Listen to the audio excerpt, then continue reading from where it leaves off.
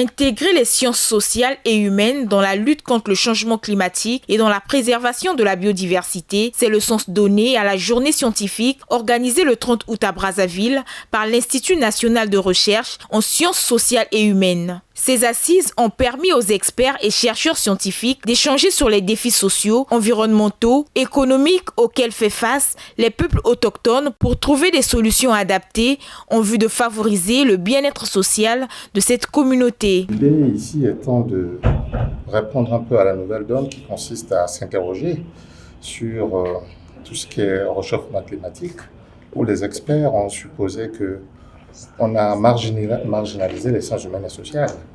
Lorsqu'on parle de réchauffement climatique, tout ce qui est biodiversité, on s'est souvent adressé aux écologues.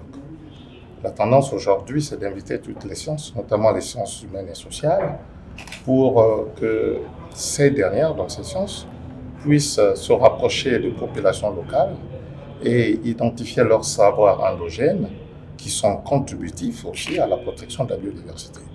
Donc il y a eu toute une équipe de l'INRECH avec nos partenaires de l'IRD France et CIRADEX Marseille.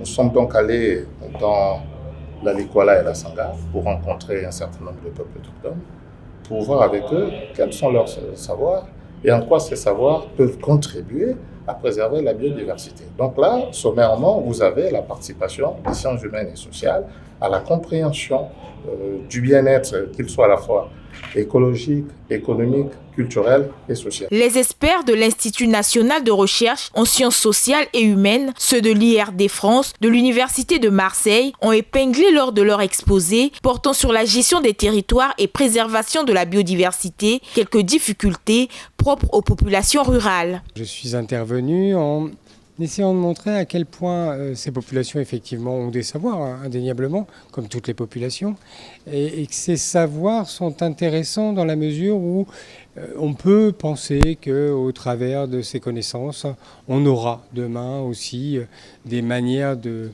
nous conduire avec la forêt qui pourront être différentes. Alors, par contre, j'ai aussi insisté sur les limites.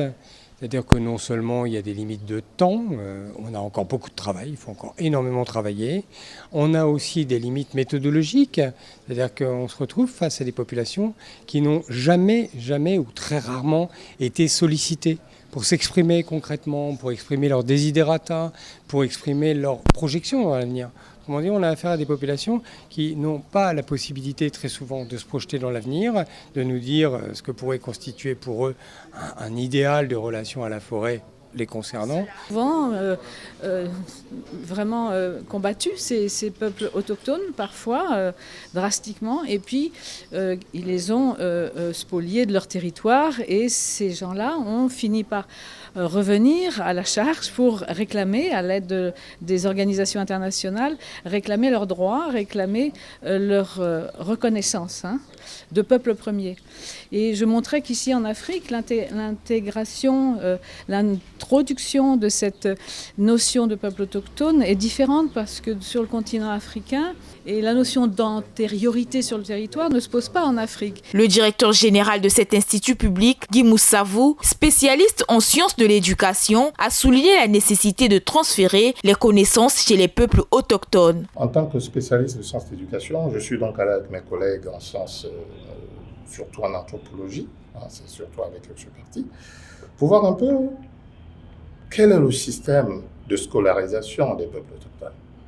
Donc nous avons interrogé cette dimension à partir déjà de ce que nous dit l'école. Et c'est ce que nous appelons les dimensions prescriptives de l'école de manière générale. C'est-à-dire qu'il y a un certain nombre de programmes, un certain nombre d'indications et d'orientations qui sont données à l'école. Mais ces orientations, non seulement elles sont floues, parfois difficilement interprétables, trouvent déjà des éléments d'écueil dans notre système classique, ici en ville, pour les Bantous. A fortiori, au sein de peuples autochtones, donc les programmes, vous avez vu l'une des interventions qui soulignait déjà qu'on veut scolariser les peuples autochtones sans parler de leur vie. Alors moi je voulais regarder comment ces populations marginalisées arrivent quand même à aller à l'école. Les participants venus à la dite journée ont salué cette initiative qui vise à sensibiliser les populations aux sciences sociales et humaines. Ce qui m'a plus plu, c'est surtout moi, dans mon cadre de l'enseignement, surtout les enseignements des peuples autochtones, comment insérer cela dans le programme congolais. Nous, l'initiative combien noble de penser à l'intégration des autochtones dans notre monde à nous. C'est pas facile de ramener les autochtones à notre culture, mais nous faisons un effort et je crois que l'initiative que nous avons prise est déjà en hauteur. Cette journée scientifique, organisée en partenariat avec le ministère de la Recherche scientifique et de l'Innovation technologique, a été placée sous le thème « La contribution des sciences humaines et sociales au bien-être environnemental, socio-économique et culturel de la communauté autochtone ».